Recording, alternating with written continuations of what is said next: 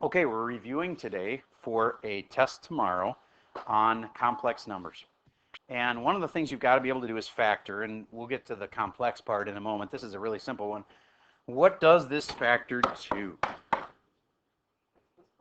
X plus 4, x minus 4. Raise your hand if you had that one right. Okay, good. And what did you learn about factoring that makes that possible? Because you can factor this now as long as you include a what? An I. So you would just be x plus 4i and x minus 4i. That's got that factored now. Okay.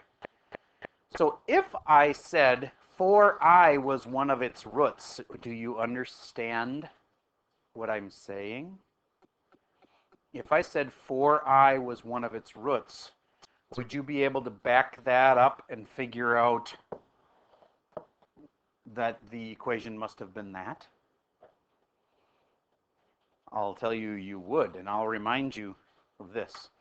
Remember how imaginaries come in packages of 2? Just because I said that 4i was one of the roots, you instantly know that what?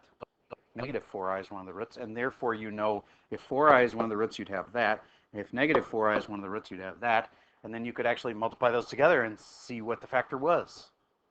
When would you ever use that? If I said, here's something that you could factor, 2x to the third plus 3x squared plus 2x plus 3. And if I just said factor it, that would be a tall order. It's not. It can be done. It can be done with factor by grouping. But oftentimes we will say, here's something that will go into it. We know this is a root. Okay. Let's say I said that I know that 3/2 is a root. 3/2 is a root. 3/2 is a root. Then, can you do long division? If 3/2 is a root, I go x minus 3/2. Get what I just did there? 3/2 is root, then that is supposed to go into it. All right, stop for a second. I want you to actually proceed yet. Could actually do that. Would have worked. But what if I said I goes into it? Then instantly you know what else goes into it. Negative I. And then you know that you could set up a little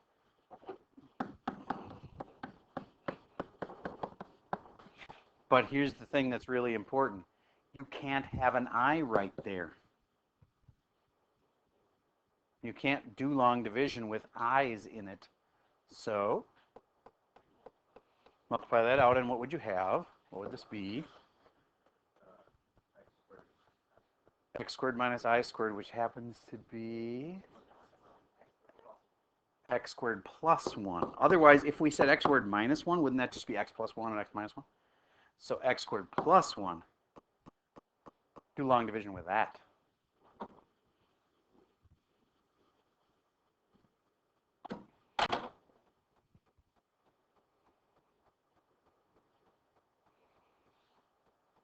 If you're stuck already, the thing to start with, the number on the top, is like 2x. How many of you already had that? Awesome. I'll pause for a second while you give this one a try. All right, so after giving people some time to work on this, I just asked if you had gotten an answer, and if that answer had given you the factored form where it's factored all the way out. Because I think a lot of you knew we should start with 2x here, and I did give that hint after a while in case you didn't. And then I go 2x times x squared is 2x to the third, and 2x times the 1 makes 2x, which doesn't line up with this, so we put it here. And then what is there? Well, you can think of it as a 0 there. So that when I make this the opposite and this the opposite, I go, that cancels. That's still there. And 3 with the 0 would be 3. Then I do it one more time and say, must be a 3 here. 3 times x squared is 3x squared. 3 times the 1 is 3. Look at that, opposite, opposite. This makes 0 and 0. And when you end with a 0, you know you did it right because it's got a remainder, or no remainder. Cool. Then it's factored. That and that. No, it's not. How do you finish it and factor it all the way? Yes. Yeah, remember this? So this should be x, and then what? Plus I and minus I. And then I can still bring this one down and say 2x plus 3. Now that's factored all the way. Do you get how it hasn't been factored across the complex numbers until you did that last little step? Because it isn't factored all the way. This is factored, except it doesn't have the complex numbers factored out of it. What is a complex number? Complex number is a number that has, like that, for instance, a real component and an imaginary component. Now, I actually thought when we started this thing that just this would not be allowed to be a complex number, but it is. How could I write that in complex number with x plus yi form? 0 plus I. This is still considered complex, even though, so it's sort of like, you could also have it the other way around. Could that, just 2, be written as a complex number if you wanted to? Yeah, you'd say what? 2 plus 0i. Okay, good. Because to be complex, you need both a real component and an imaginary component. All right. Would you please graph this in the complex plane? Graph it. And just this time, don't draw a triangle. Because I just want to make sure you, some people are starting to think that the answer for these are like things like this. Okay, that's not it. The graph of this is just a dot. Okay, and it's at over 1. This is like the x component, and down 1. Over 1 and down 1, and it's a dot right there. Raise your hand if you had your dot in the right spot. Okay, good. Now draw a triangle that goes with it and label it, and that'll help you find cis form, which is the polar, complex polar form of that number. Just draw a little triangle, and you'll find an R, you'll find a theta. Hope you'll remember what the heck cis means, and give me cis form. I'll pause for a second, let me try that. Okay, so if it's in cis form, that means you have an R and you have a theta. Here's your triangle. Here's a 1 and a 1. Notice there is not an I on here. Some people think this is an I right here. I get that they know that this direction here is the I direction, but you cannot graph imaginary things, and so this is a 1 in the I direction. This is the x-axis. What axis is that? Y-I axis. Okay, good. So then that makes this a 1, 1, square root of 2, except something's wrong. Negative 1. It's going down 1 right there. Does that even really matter? Well, not for our cis form, it won't. But I better hope that you did the angle right. The angle right here is a 45, because I know that triangle, 1, 1 over 2, but it's not a 45, it's a pi over 4, and it's not a pi over 4, it's a negative pi over 4, because it's going that way down to get there. So its cis form needs an R and a theta. What was our R? Square root of 2. What is our theta? Negative pi over 4. Okay, so now, if I wanted to, I could use those de Moivre formulas, one of which is to put this all to a power, or I could take this thing and multiply it by some other complex number. So let's say the green one is P. No, let's call it Z. Usually we use Z as a main one. I'll use an M as 1 plus I. By the way, what would M be then compared to Z? It's conjugate. Very good. Okay. And let's figure out cis form for this one. It'll just take you a second. It's different.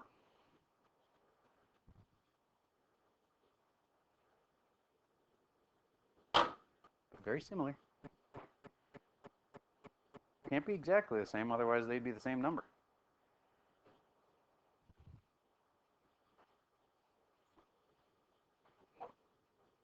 So for the little picture for that one, over 1, up 1, dot, 1, 1, square root of 2 still. And the angle is still pi over 4, so what's different? Square root of 2 cis positive pi over 4. You get the difference? So there is a big difference between the negative pi over 4 and positive pi over 4. Okay, so the red one and the, maybe I should write over this in blue. Let's say I wanted to multiply z and m. Could you do it in their x plus yi forms? Could I just multiply those out? Yes, I could. Could you also do it in their cis forms? Could you multiply these in their cis forms? Yes, you could. I'd like you to do both. See if it actually works and gets you the same answer. Multiply them in their rectangular form, then multiply them in their cis form. And if you really know how to multiply, you'll do it and get the same answer. I'll pause while you try that one. So here's how you do it in this form. You just go 1 plus I and 1 minus I. Doesn't matter what order. First, so go 1 times 1 is 1. And then outside inside cancels, because negative 1i and positive 1i cancel. And the last would make negative, this is important, I squared. And the I squared is negative 1. And I hope you didn't rush this and just go, oh, 1 minus 1 is 0. It's not. What's the answer? 2. All right, so the other way to do it is to take this times that. Square root of 2 times square root of 2 makes square root of 4, which is 2. 2 cis. And when you multiply them, what do you do with the angles? You add them. And if you're going to actually add these angles, negative pi over 4 plus a pi over 4 makes 0. Ooh, is that possible? Yes. And then think about this for a second. What is 2 cis 0? 2 cis 0 is technically 2 cosine of 0 plus I sine of 0. What is cosine of 0 degrees? It's the x there. It's a 1. What is the I sine? Well, the sine of 0 is the y at that spot. Here's the y at 0 degrees. It's 0. So therefore that part's 0. Therefore that part doesn't exist. 2 times 1 is 2. Does it make sense that 2 should equal 2? Yeah, they're the same exact thing. Okay, there. You just got a review of a lot of like little stuff. Do you remember if I just said, here's z, 2 plus I, let me look in plus, hold on. And I say, what is z this? What does that mean? That means a conjugate. Good. All right. We multiplied a couple. Would you know how to divide a couple? I'm going to give you 2 cis pi over 2. And let's take the other one as m is 3 cis negative pi over 3. And I'd like you to divide them. What's z divided by m? Nice part. We don't have to worry about square roots in the denominator on this one because these are in polar form. So if they were in the other form, we would have to worry about that. I'll show you that in a sec. Pausing while you try that. So this is z divided by m, and z is in cis form 2, and the m's is 3. I'm going to use their r's, also known as moduluses, and divide them. 2 divided by 3 is the beginning. Then it's cis, and then it's pi over 2 minus negative pi over 3. For those of you, if you were, I'll pause for a second. Okay, so this one's got 2 negative signs. That makes it plus. So really I have to add them. So I make a common denominator of 6, and this will be 3 sixths. And this will be, if I make it 6 times by 2, it'll be 2 sixths. And I'm adding them, makes 5 sixths. 2/3 cis 5 pi over 6. I think, nope, 6 pi over,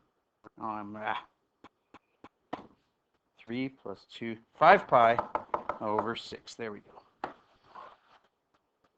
Raise your hand if you had that same thing. Okay, good. All right. So if we were doing this the old-fashioned way, where we had like 1 plus I and 2 minus I, and I asked you to divide them, do you get you couldn't just say 1 plus I divided by 2 minus I? Why can't you leave it like that? It has an I on the bottom. What's wrong with that? It has a square root, and you're not allowed to have square roots in the denominator. So how would you fix it? Everybody, fix this right now. Do what you would have to it so that you won't have the denominator problem. I'll pause for a second while you give that a shot. Okay, should have multiplied by what's called the conjugate. So this is 2 plus I. You don't do the conjugate of the top, though, because if I did that, I'd be multiplying by something different on the top and bottom. I have to do something the same on top and bottom. That's keeping it really equal to 1. So when you do that, on the bottom, you end up with 2. Outside, or 2 times 2 is 4, sorry. Outside and inside cancel. And the last is minus an I squared, which is really like plus 1. And that makes 4 plus 1 is 5. Did you get a 5 on the denominator? Okay, good. And on the top, you have 2 times 1 is 2. And outside and inside makes plus 3i.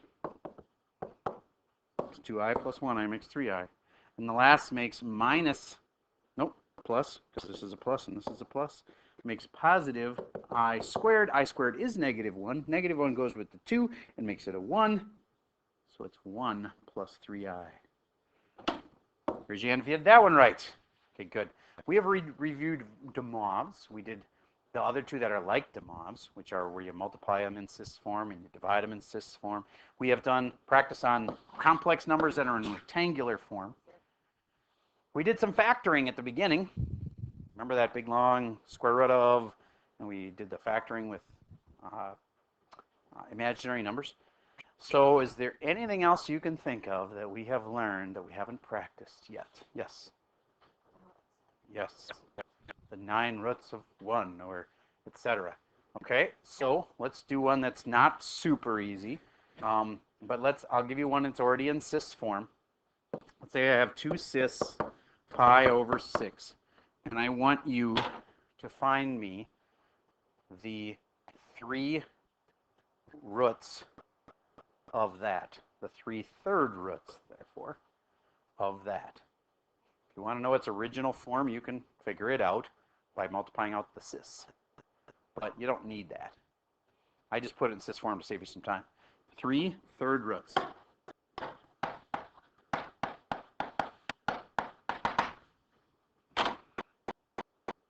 Pause, will you figure that one out? Okay, so on the 2 cis pi over 6, this is a polar form. So if I want to do the 3rd roots, I just have to put it to the 3rd. And I'm going to use, pausing for a second. So this is 2 to the 1/3, which is, I don't know, 2 to the 1/3. And then I also, in de Moivre, take this power and drop it down to be right here in front of that. But if I just do this, cis 1/3 times pi over 6, I will only get one answer. It'll be pi over 18. So that's the part you said.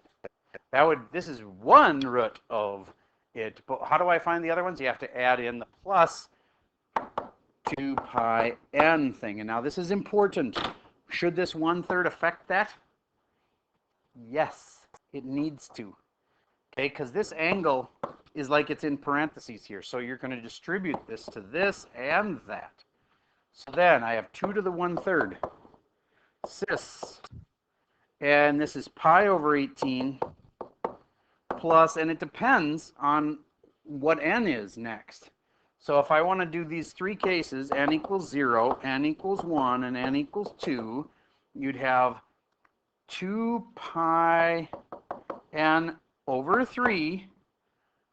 But now I have to add in what n is, which is 0, and so I put a 0 here, and then this whole thing just goes away.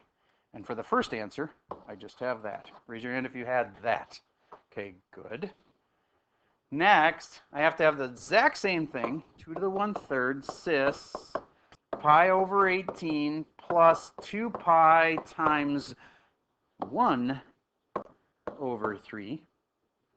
And this actually needs to get added together, so I need a common denominator, so I'm multiplying by 6. This is times 6 and times 6. That's 12 pi over 18 plus another pi makes 13 pi over 18. Is that more than pi or not? No, it's okay. It's less than pi. It has to be 18 pi over 18 to be pi.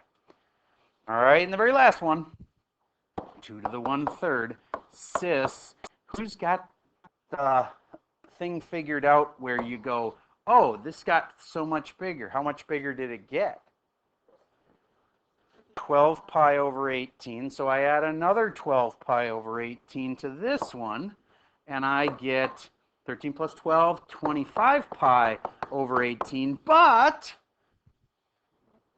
that's too big. It's past pi, and therefore negative 7 and 8, or 7 goes with the 18 to make 25. That makes sense to me. So 7 pi over 18. Do you get how I got the 7? I can go divide this up into 18ths, and this would be 18 18ths to get to here.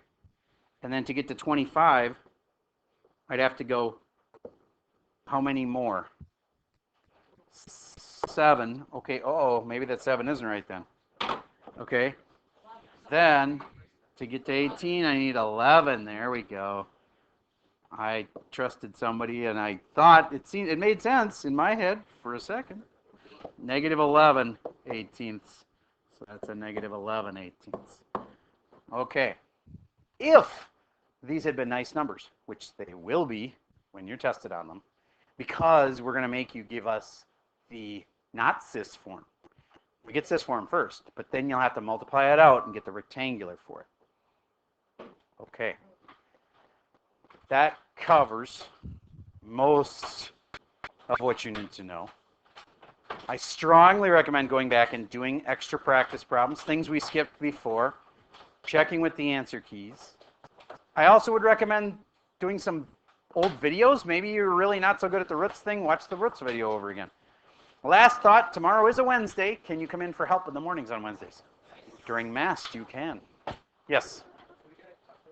Calculators are not allowed. Otherwise, this whole changing the angle thing would be useless. You could just type it in. Again, I get you can't do cis form of this because it didn't make the numbers nice. But if the numbers were like pi over 3, 2 pi over 3, 3 pi over 3, you'd be able to do them with cis form. You won't need the calculator for tomorrow. All right, that's all I have for you for the review for today.